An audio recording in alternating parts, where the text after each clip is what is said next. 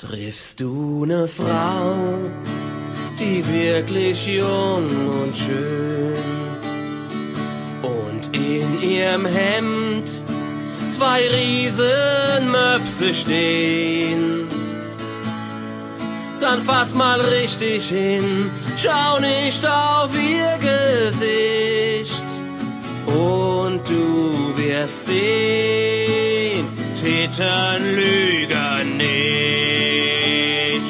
Sie sagt, sie sei 20 Jahre jung, doch dir kommt's vor, als wären schon 40 rum.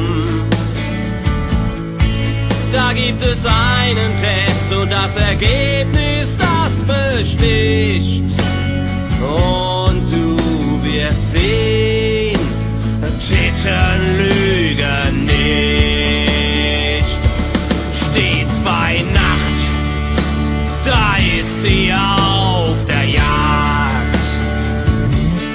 Denn am Tag ist ein Erfolg ihr untersagt. Da kann sie nix kaschieren, das gelingt ihr nicht. Und du wirst sehen, ja was wohl, Titten lügen nicht. Na, na, na, na, na, na, na, na, na, na, na, na, na, na,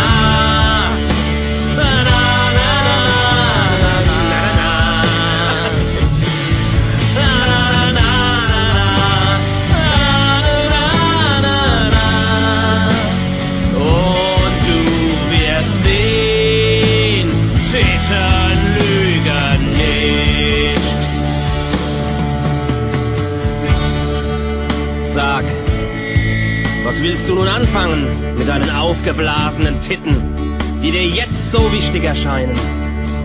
Mit offener Bluse durch Pubs und Kneipen ziehen? Du glaubst wohl, dass die Männer vor dir auf der Straße liegen und du brauchst sie nur aufzuheben. Was? Nein, nein, mein Schatz. Titten lügen nicht.